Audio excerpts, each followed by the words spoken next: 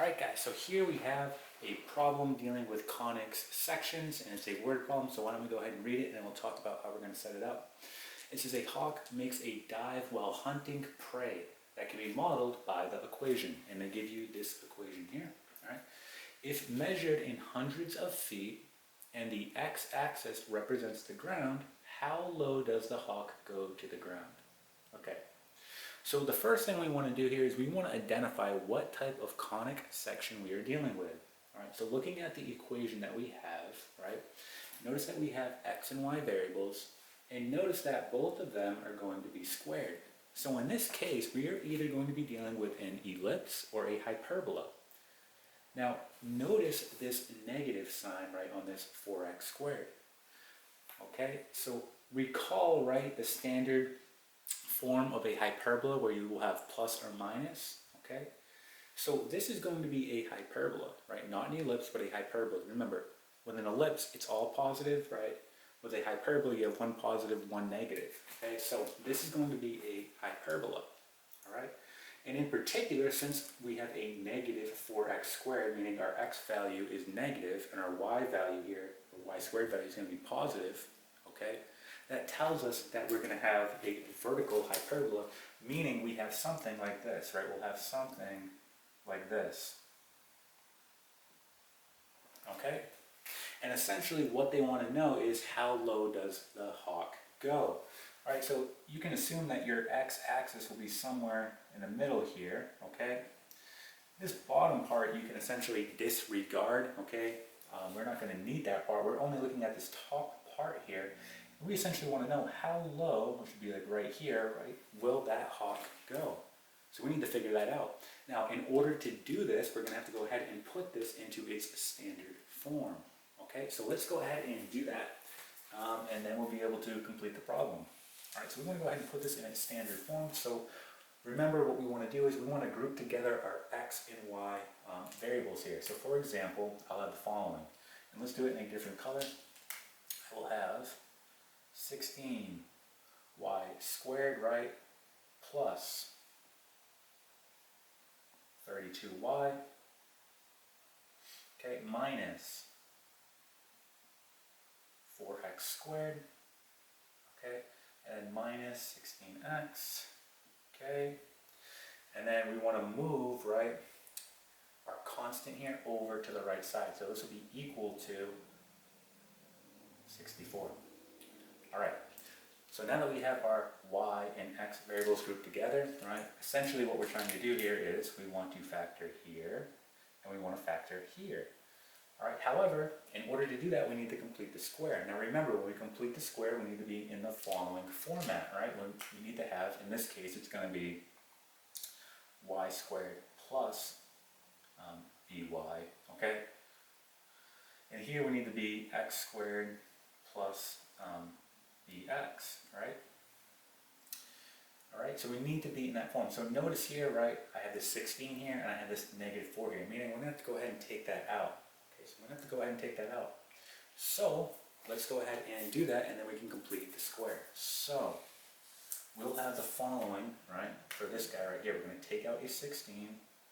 We'll be left with y squared plus 2y. Here we're going to take out a negative 4, so we have minus 4, and this will be x squared, right, to be plus, right, 4x, right, equal to 64. Okay? So now we are in the correct form, right, y squared plus by, x squared plus bx. All right, and I need to mention here, okay, if you had a minus here, that's okay, you can still complete the square. It could be plus or minus, same thing. This could be plus or minus, you can still complete the square in that case, all right? So let's go ahead and do this problem now, all right? So we'll have 16, right, y squared plus 2y, right? Remember, complete the square, you want to do b over 2 squared. So here's my b value.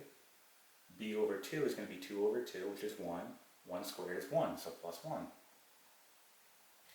Okay, so let's do our next one. So we have minus 4, right, and we have x squared plus 4x, okay? Here's my b value, so b over 2 here is 2. 2 squared is 4, so plus 4. again, this will all be equal to 64.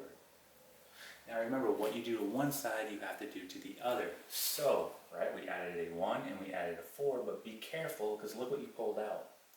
Right, so essentially what you're doing is 16 times 1.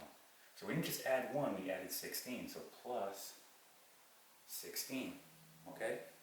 Same thing here, we didn't just add 4, right? Well, what's negative 4 times 4? Right, well, that'll be negative 16, right? And this works out nicely because a positive 16 and a negative 16, that simply cancels, right? All right, so why don't we go ahead and erase this work up here, and we'll finish this guy off. And we're almost done. Okay, so at this point, we want to just go ahead and factor these guys. So we'll have here 16, right? And we'll have y, right? And this will be plus 1 squared, right? And then we'll have minus 4. And here we're going to have, right, x plus 2 squared, all equal to 64. Okay? Now we are almost done. Remember, when we have a hyperbola, we want it equal to 1. Notice here it's equal to 64. So mathematically, we're going to think about how we're going to get rid of that 64 and make it 1. Well, we're simply just going to divide by 64, right? Divide by 64, divide by 64. This will now become 1, and we just need to go ahead and clean this up here. So why don't we go ahead and do that? All right, so looking at this, we know that 16 will go into itself once, right? And 16 will go into 64 4 times. So we have here y plus 1 squared all over 4, right? Looking at this guy, we have the following. We'll have minus, right? 4 goes into itself once, 4 will go into 64, right? 16 times. So we get x plus 2 squared all over 16, and this will be 1, okay? Alright, so now that we have our hyperbola in standard form, okay, let's take a look at a couple of key points here. Okay, so again, we know that our hyperbola here is going to be vertical, meaning it's going to have a vertical transverse axis, right? And it's going to have a horizontal conjugate axis, right? We know that because our y here is positive, and here our x is negative, right? So we know it's, again, it will be vertical, meaning it will look something like this. Okay? Alright. Now, what we want to do here is we want to identify the center of this hyperbola. Remember, we do that because we know that this is going to be h, and this will be k, and h and k is our center. So if we pull these out, right, our center is going to be the following. Negative 2, negative 1. Again, this is h and k, right? H and k. We pull them out, we get negative 2, negative 1. So what I'm going to do here is I'm going to go ahead and graph this point. So we'll make a grid. So we're going to go over negative 2, so 1, 2, down 1, okay, right here. So here is our center, okay. So we know here if that's our center, then we're going to have something, okay, that looks like this. So we'll have, this in a different color, like something like this, right? We'll also have something like this. So remember, we're trying to find how low the hawk went. So essentially, right, we talked about this already. This part down here, okay, we're not even going to use that. We're only using, okay, this part up here, right? So we're only using this parabola up here, okay? So we know that the lowest point, right, is going to occur, right, at the center. And if we go exactly up, that will be our vertex of this parabola right here, right? So that's going to be the lowest point. Now, in order to find that, remember, so here's our center at negative 2, negative 1, okay? We want to go ahead and find the distance from here to here, right? What is that? Well, from here to here, that's going to be A, and from here to here, right, that will also be A, right? I have a vertex here and a vertex here. So, right, we know that since this is my positive value, this will be a squared. So 4 is a squared. Right here is b squared. Now in this case, we're only concerned with our a value. So if I have a squared equal to 4, right? Well, if I take the square root on both sides, a is going to be equal to plus or minus 2. And what that is talking about is the distance from the center to both vertex. So for example, from this center, I'm going to go up 2.